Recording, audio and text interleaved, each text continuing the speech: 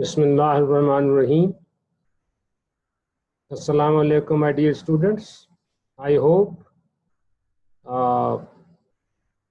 you will be safe at your home with your loved ones. Today's discussion will be, we will revise epidemiology. It will be in two parts. In the first part, we will cover today, and inshallah next Monday we will cover the next second part of the epidemiology. Outline of epidemiology revision, you will know definition, then uses epidemiology, basic measurement of epidemiology, morbidity rates, that is the incidence rate, prevalence rate, and then we will also discuss the mortality rates. Mortality rate, crude death rate, specific death rate, case fatality rate, proportional mortality rate, survival rate, adjusted standardized rates. And the second part of epidemiology, inshallah, on the next Monday, then we will cover the remaining part of the epidemiology, study design, and the infectious disease epidemiology. You should also know the time distribution of disease. We all know that it is three parts. Short-term fluctuations are called epidemics, and the periodic fluctuations may be seasonal trend, may be cyclic trend.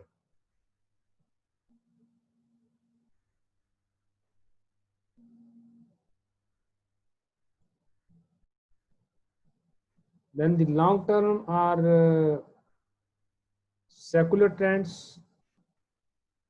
Then we will discuss this in the second part. We'll discuss association and causation, spurious and direct criteria of association, incubation periods uses, and then of course principles of disease prevention and control.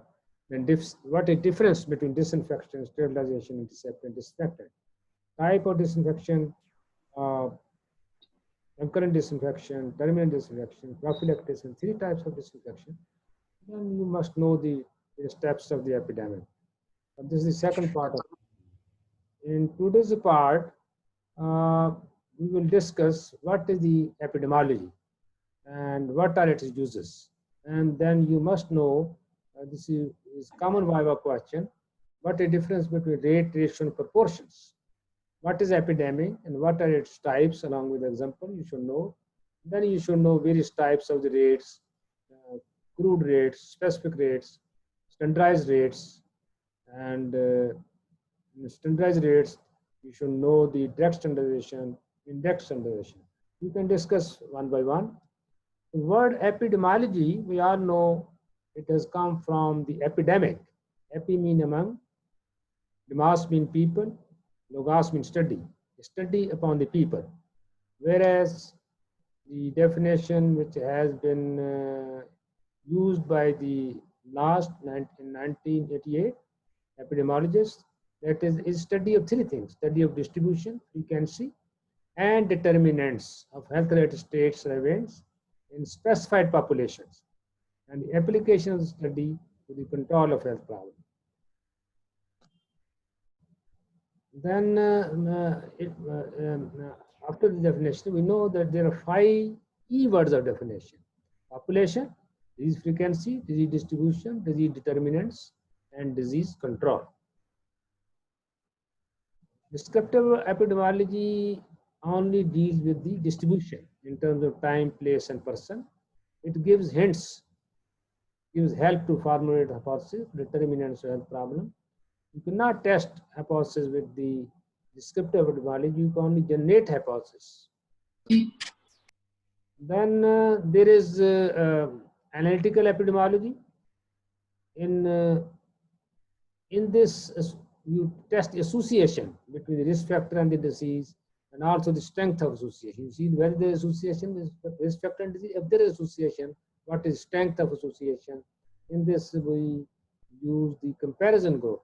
The examples are case control studies, cohort studies. This way,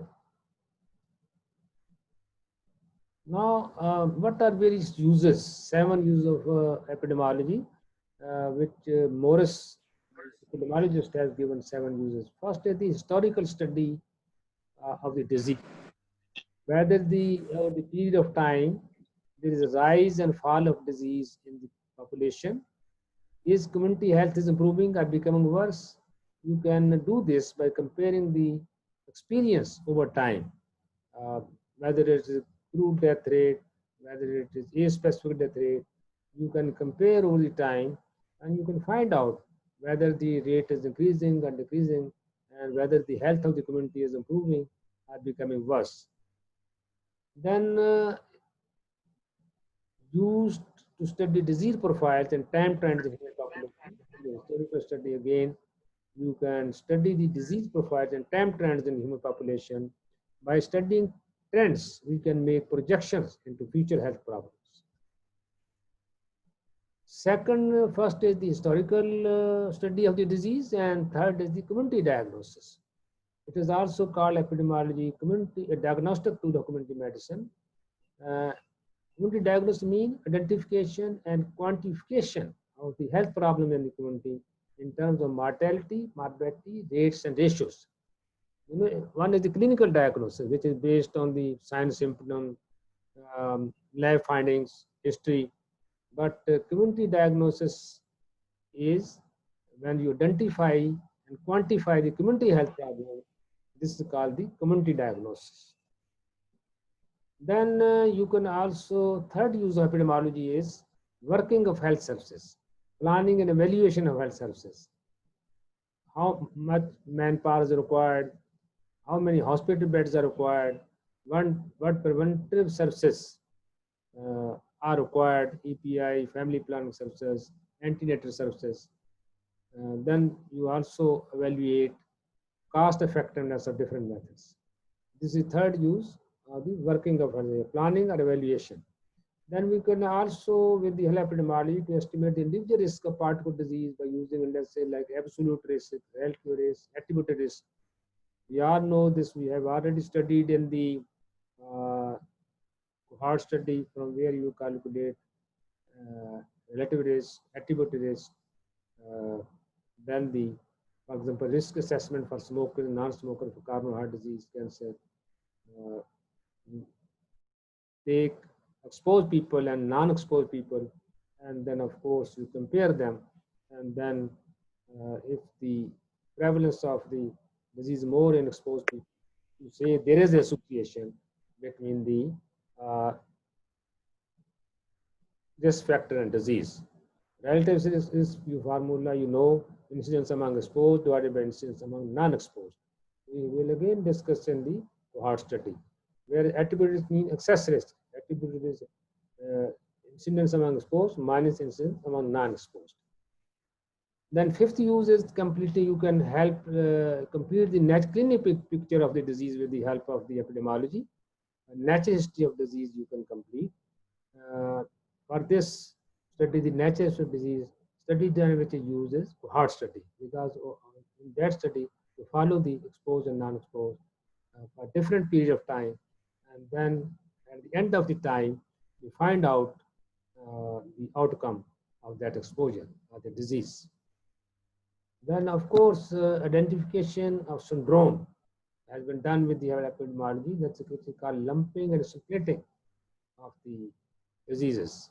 For example, AIDS epidemiology have been called lumpers and splitters because they group together several different manifesting conditions that separate seemingly individual medical conditions into more than one category. Identification of many manifestations of TB, Bakuism, differentiation of the hepatitis from B, C, D, E. First, there was only one war hepatitis. With the help of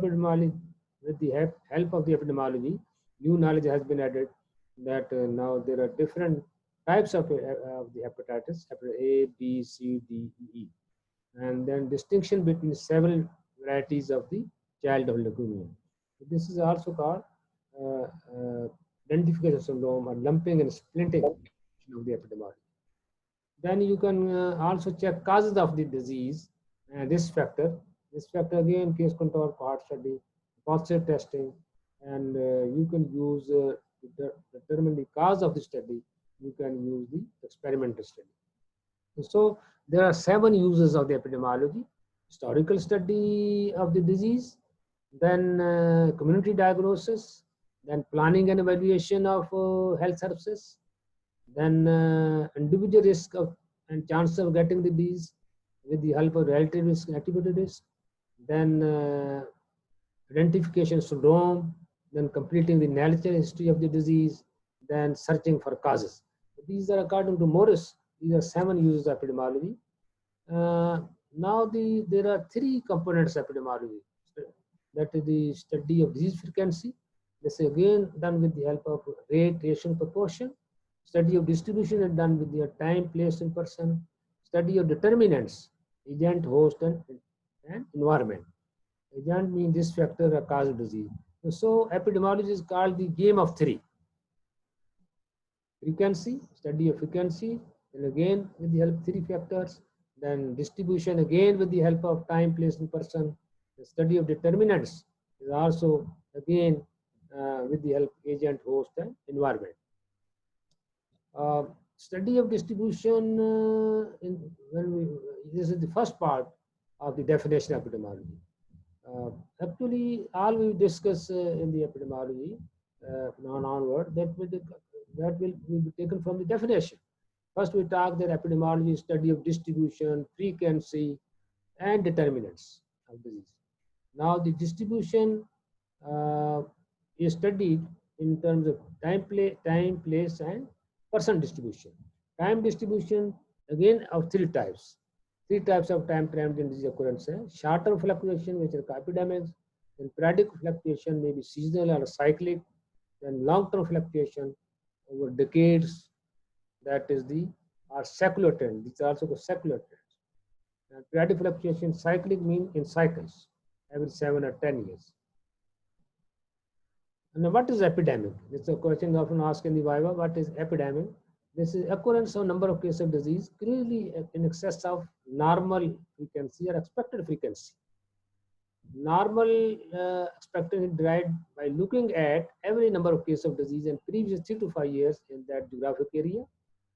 And if the cases are more than average that, then we said that epidemic has occurred. If there is a new emergent of case in that area, which is not privileged there. For example, in our area, there is no yellow fever. If single case even yellow fever is occur in some area of Pakistan, then it is also considered epidemic. Statistically speaking, epidemic is when number of cases exceed twice the standard deviation. Mean plus standard deviation, number of cases when there are more than mean number plus 2 standard deviation and 95%, then we say the epidemic has occurred. Epidemic, what is epidemic? This is also again asked, I also show in the Viva various epidemic curves. You have to identify the epidemic curves, various epidemics, whether it is point source, propagated epidemic. So epidemic curve is a graph of time distribution of epidemic cases. When the plot cases according to the time of onset, this graph is called epidemic curve.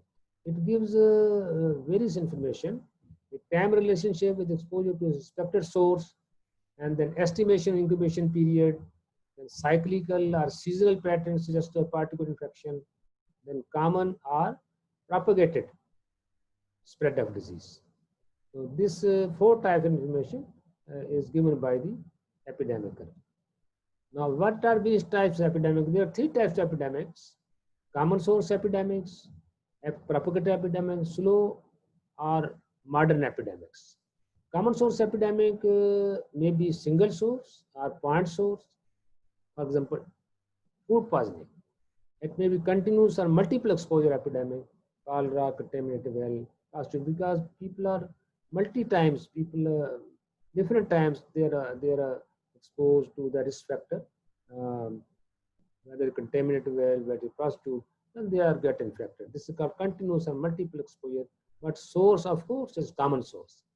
Then propagated epidemic, they use person-to-person transmission, hepatitis A, E, measles.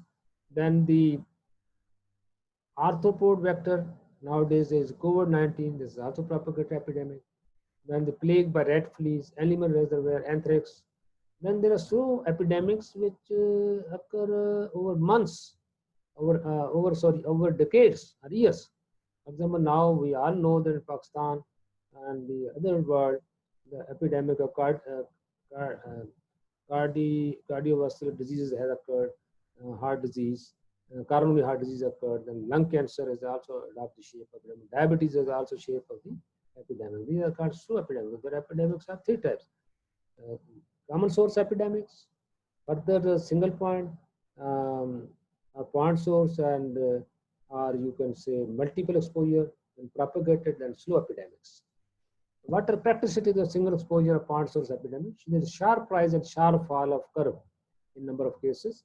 There is clustering of cases in narrow interval team. All cases develop within one incubation period of disease, observe food poisoning, fall gas tragedy. These are examples of the point source. You can see here, this is the exposure here, and this is the first case here, and the sharp rise and fall of the curve. All cases, the exclusive outbreak, all cases occur within one incubation period disease. This is index case. Index case, case which comes under the attention of the first case will come under the attention of the investigator. One is primary case. It's a different primary case. Primary case is that which is first occurs in the community. Index cases which is first comes under the attention of the investigator. Then you can calculate a median incubation period. 50% cases occur here. Then these types of graph are usually shown in the Viva. You have to identify and interpret these graphs, because you people tell this is histogram, somebody tell it's a bar graph. No, you should read the axis of the graph. There is a number of cases, here is the time. When they plot the cases according to the time of onset, so naturally it is a epidemic. This is the minimum incubation period on which first case occur, then every incubation period, 50% case occur, maximum incubation period, and all the cases occur. Similarly, this is again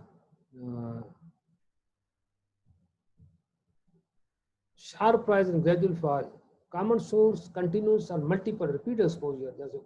When there is a contaminated well or prostitute, people go and get infected at different times, but the source is same. It's multiple exposure, repeated exposure, continuous exposure. Sharp rise, but there is gradual fall in the number of cases. Fall in the number of cases interrupted by secondary waves or peaks. Example, contaminated well in a village, nationally distributed brand of vaccine or food, prostitute and gonorrhea outbreak. These are examples. This is a common source outbreak. You can see here there are multiple peaks in this common source, multiple exposure epidemic. This is a very common source. Propagated epidemic is usually from the person to person transmission. When there is gradual rise and gradual fall over a long period of time, for example, the shape is cloud shaped. This is person to person transmission. Nowadays, this is also COVID as 19 is also dark shape of the propagated epidemic. Then there are other HIV, TB, hepatitis A, E. Transmission continues till the number of susceptibles is depleted or susceptible no longer exposed to infected people. Epidemic continues beyond the range of one incubation period. Whereas the point source epidemic usually occurs, all cases occur with one incubation period. Here the epidemic continues beyond the range of the one incubation period. The speed of the spread depends upon the herd immunity, secondary attack rate, opportunities for contact. Naturally, if there is a herd immunity, which is called the immunity of the group as a whole, if 2/3 population is become immune against some disease, the rest of the population becomes also immune. They enjoy immunity by belonging to that group. So, if there is a herd immunity, of course, the speed of spread will be slow. Secondary attack rate. opportunity for contact. In COVID-19, we are also saying that there should be less opportunity for contact with infected people, so that it is not spread further. Secondary attack rate shows the contagiousness of disease. That from the primary case, how many secondary cases develop. These are again examples: sudden rise and sudden fall of the curve, common source, a single exposure epidemic. For example, food poisoning, sudden rise and sudden gradual fall of the epidemic, common source, repeated exposure epidemic. Gradual fall, sudden rise. Number of cases, this is time. This is the propagated epidemic, gradual rise and gradual fall, on much longer period, more than one incubation period involved here. Here there is only one incubation period.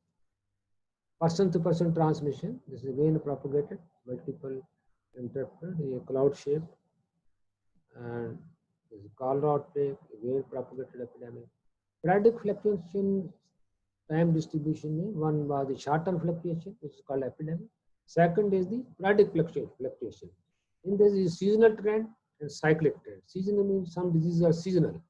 They occur maximum during that season. For example, measles, chickenpox, cerebrospinal fever, upper respiratory infection, they more commonly occur in winter. GAT infection in summer months. Cyclic trend means in cycles. For example, influenza pandemic every 7 to 10 years. Measles and pre-vaccination appear in cycles with major peaks every 2 to 3 years. Automobile accidents in USA also occurred weekends. Then long-term and secular trends of time distribution. Coronary heart disease, lung cancer over decades. So now we have studied the three types of the time distribution. Short-term fluctuation, which is called epidemic. Then the periodic fluctuation, which is seasonal or cyclic. And then is the long-term or secular trends over decades. This is seasonal epidemic, in probably some summer season disease, maybe malaria, maybe dengue. There is a peak from June to August, from May to August, you can say. Then now the second part of the distribution, we know that when we talk about distribution, it is time, place, and person. Time we have discussed. Now the place distribution, geographical comparison. Local distribution, spot maps, clustering of cases. We make the spot map, mark the cases in various areas. If the clustering of cases is just a common source of infection, a common risk factor shared by the all cases. Johnson investigation cholera epidemic in 1854 in London. He made a spot map of fatal cases, and then he identified the common water pump as source infection, Water Street as a source infection, and pump was removed, cases were settled. This was the spot map made by the Johnson. Now, basic measures of epidemiology, mortality, morbidity, rate, ratio, and proportion. What is rate? Rate is number of happenings of events in a unit time in a given year, given population. There are three types of rate: crude rates, or actual observed rate, crude birth rate, crude death rate. Then it is specific rate, age specific, sex specific, cause specific, time specific. The standardized rate may be direct standardization, index standardization. So these are three types of the rates. And then is the ratio. Ratio is a relation size between two random quantities. The male-female ratio, doctor population ratio. In this, numerator is not component of the denominator. That is how you distinguish it from the proportion. Whereas proportion, it indicates relation in magnitude of a part to the whole. It is usually in percentage. In this, numerator is part of denominator. For example, proportion of males in the class, that is males divided by male and female both. So male will be in numerator as well as in denominator. So numerator is part of the denominator, whereas in ratio it is not part of the denominator. It is a separate quantity. Ratio, division of unrelated numbers. Proportion, division of two related numbers. Numerator is accepted denominator. Rate, division of numbers. Time is always the numerator. Because when there are four components of rate: numerator, denominator, time, and multiply. So if there are four components, then it is called rate. Time is always there in the rate. Then the denominator is related to population, maybe mid-year population, it may be population at risk in case incidence rate, and it may be person time, your denominator may. When the different person enter the study at different time, it's also called person years. Then there are denominator related to events. Infant mortality rate, his denominator is total live births instead of total population. Actually there should be infant number of deaths in infant divided by total infants, but it's not like that. Here the denominator total live births. In case fatality rate, here denominator total number of cases of the disease. True death rate is called true because they do not specify the age group of deaths or sex group of the deaths, not the cause of deaths. A specific death rate, number of deaths person specific age group in a year, multiply number of person of that age group, multiply 1000. Cause specific death rate, denominate total population. That's from specific cause, for example, TB or coronary heart disease, while total population multiply 1000. Infant mortality rate we have already discussed. That is the number of deaths in a year of children less than 1 year of age divided by total live births multiply 1000. Neonatal mortality, again, number of deaths in a year children less than 28 days of age multiply divided by number of live births multiply 1000. Maternal mortality ratio, women who die as a result of complication of pregnancy or childbearing in a given year per 1000 live births in that year. This you have also, we have discussed in demography, we have also discussed in the MCS services. This is just a repetition. Number that due to childbearing, procurement causes in a year, divided by number of live births in the same year, multiply 1000. Perinatal mortality rate, this is a little bit tricky. Stillbirths plus deaths under 7 days of age in 1 year, divided by stillbirths plus live births in the year, multiply 1000. Case fatality rate, total number of deaths due to particular disease divided by total number of cases of that disease. You multiply 100. Case fatality rate is usually in percentage. Case fatality rate represents the killing power of the disease, virulence of the disease. And vital index, as we know, COVID-19 has case fatality rate about 3 to 4%. Then vital index and birth death ratio, total number of births for a specified time at a place, total number of deaths recorded in the same period at the same place, multiply 100. Now, what is the importance of the vital index? It shows the biological status and reproductive capacity of the people of the area during any year. So, if a vital index of community can be used to estimate its future population trends. If vital index is equal to 100, means neither the population increasing nor decreasing. If it is above 100, it means the population increasing. If the vital index is below 100, it means population is decreasing. So you should also know the interpretation. But the proportional mortality rate, number of deaths due to particular cause are in a specific age group per 100 or per 1000 total deaths. Normally it is per 100. For example, proportional mortality rate from a specific disease, number of deaths from specific disease, say coronary heart disease or TB, divided by total deaths from all causes in that year, multiply 100. Then the under 5 mortality rate, number of deaths under 5 years children in a given year, total number of deaths during the same period, multiply 100 again in percentage. Then survival rate is usually done in the cancer studies. Normally, we take 5-year survival rate. Proportion of survivors studied and followed over a period of time, and it is usually recognized from the date of diagnosis or start of treatment. For example, total number of patients alive after 5 years divided by total number of patients diagnosed or treated, multiply 100. In this way, you calculate the survival rate, 10%, 5%, 50%, maybe any, according to the nature of the disease. Now, the standardized rate are adjusted rates. These are calculated making to the population compared with different. We know that population age structure, suppose England varies from Pakistan. They have more old people, we have less elderly people. So their age specific mortality rate will be much higher but the accrued death rate will be lower than the Pakistan. But if we standardize the rates by removing the influence of the age, then rate become adjusted, and then comparison is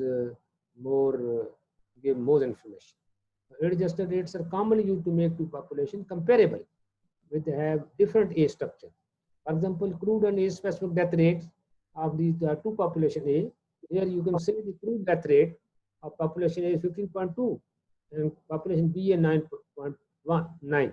Apparently, population B appears to be more healthy as compared to population A. But if we talk about take into account age-specific rates, then we know in all age groups, the age-specific rates of the population B are higher as compared to the population A. So, apparently, population B has age-specific. This seemingly contradiction due to difference in the age composition of population because they have more old people. The higher crude death rate in population A is due to the older population compared to population B, which has a relatively younger population. So currently, this is a prevailing situation in most developing countries with a low crude death rate, but the highest age-specific death rate. We have compare our crude death rate with England, our crude death will be low as compared to the England. Crude and age-specific death rate. In summary, the crude death rates have a major disadvantage, that is they lack comparability for the community with populations that differ by age and sex and race. Two methods of standardization, direct method, indirect method. Both the methods begin by choosing standard population. In standard population chosen for which the number in each age and sex groups are known.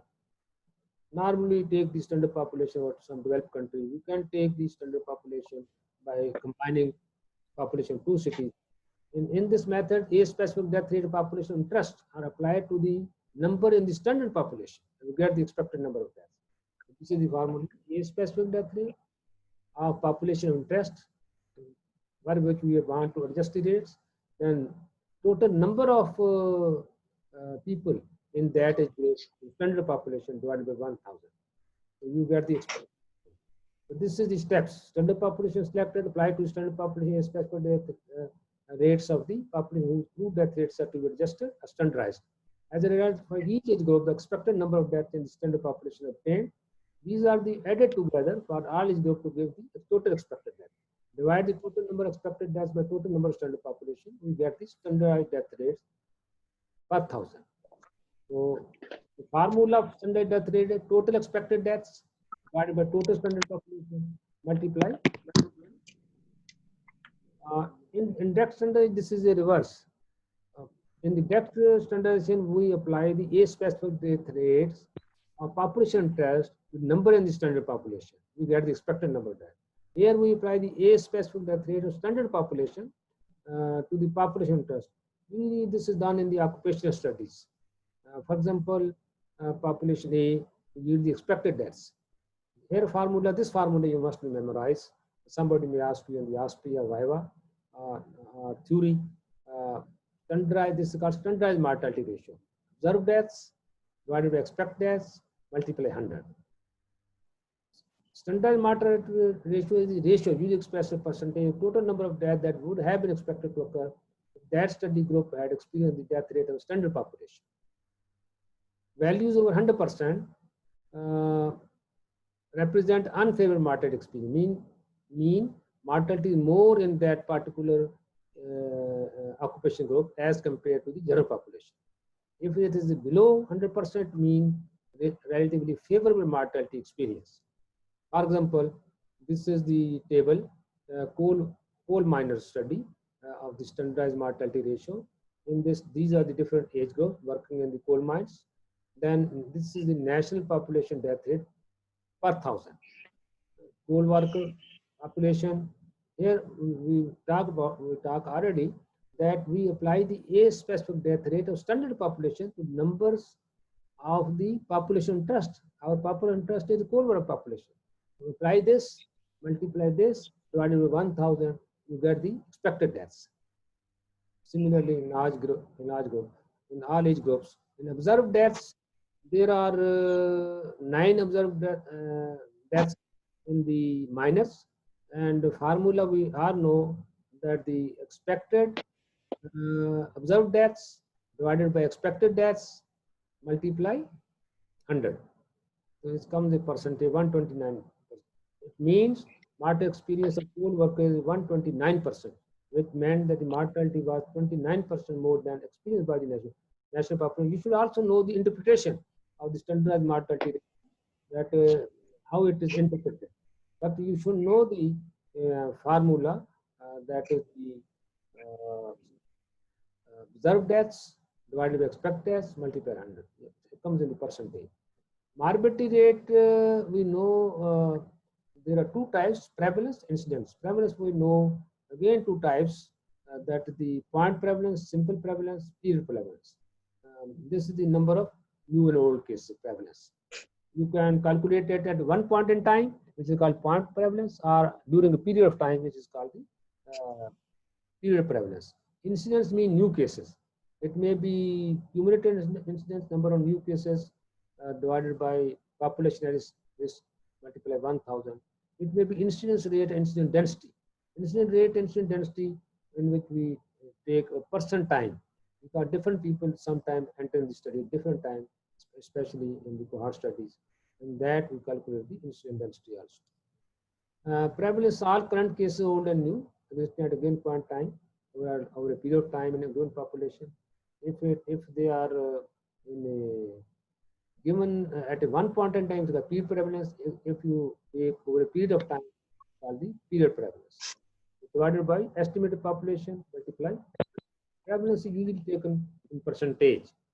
Now, what are the uses of prevalence? I usually ask what is the difference between prevalence and what is the uses of the prevalence, but mostly after definition, students they keep quiet. They don't know the. You should also know the uses of the incidence prevalence. Why, where it is used. It tells the magnitude of problem in the community. It identifies the potential high risk population. It is basically used by the health administrators for planning and administrative purposes. For example, if it tells that this is the prevalence of the TB or diabetes, or heart disease in that community, then you will plan accordingly. How many hospital beds, how many health are needed, what are rehabilitation facilities, and then you will allocate resources for the treatment of people who already have a disease. Limitation of the prevalence, it is not ideal measure of disease etiology or causation, it's a obscure causal relationship. You cannot study the disease etiology. For study of disease etiology, we usually use the incidence rate. Incidence rate or cumulative incident, number of new cases in the defined population, in the population or population risk during a specified period of time. So usually are taken per thousand, whereas in incidence rate or incidence density, number of new cases divided by person time. For example, 2 persons remain in the study for 2 years. They are a person, you will multiply 2, 4. Then suppose 5% remain in the study for 1 year. 5 multiply 1. Then again you will add that. This is called the person time. Use of incidents, I have already told that the prevalence is used, find out the magnitude of the disease and the problem, magnitude of problem, and how then it is useful for the health administrator, how many hospital beds, how many manpower is required.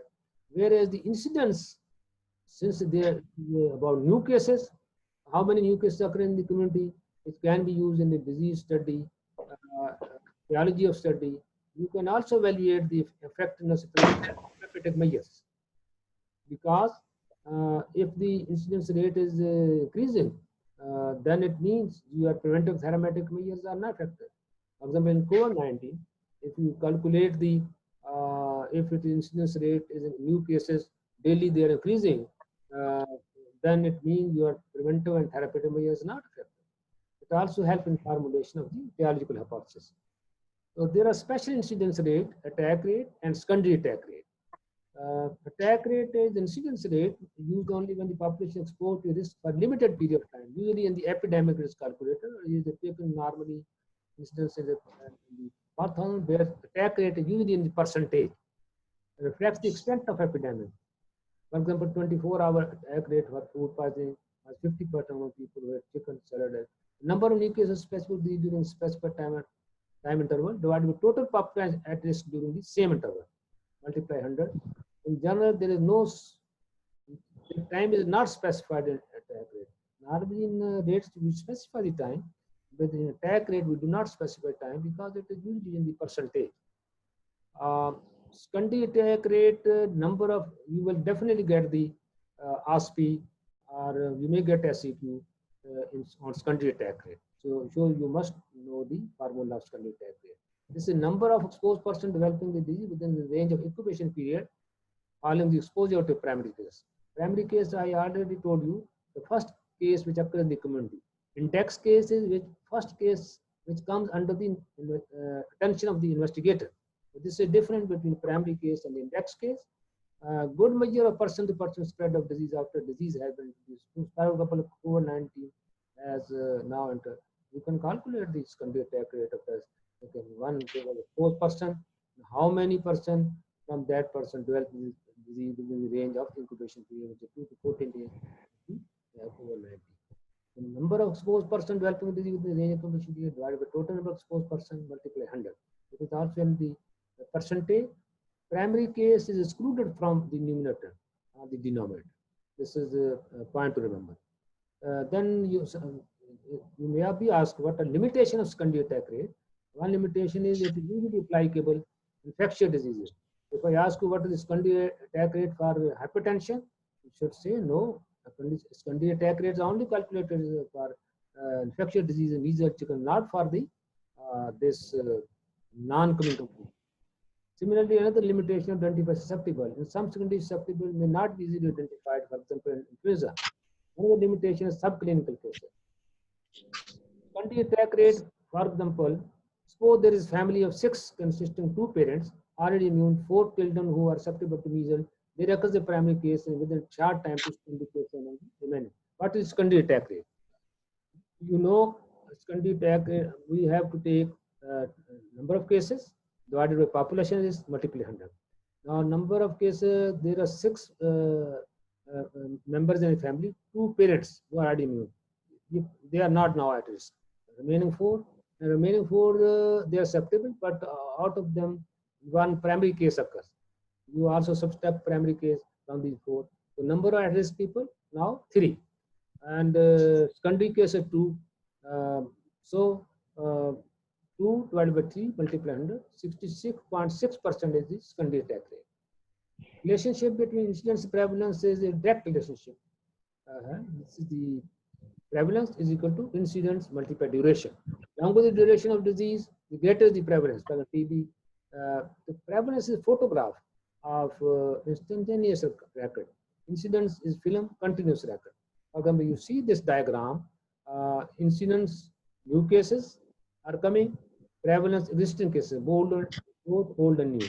So deaths, immigration, recovery, this is decreasing the prevalence cases. This is the assignment for today's.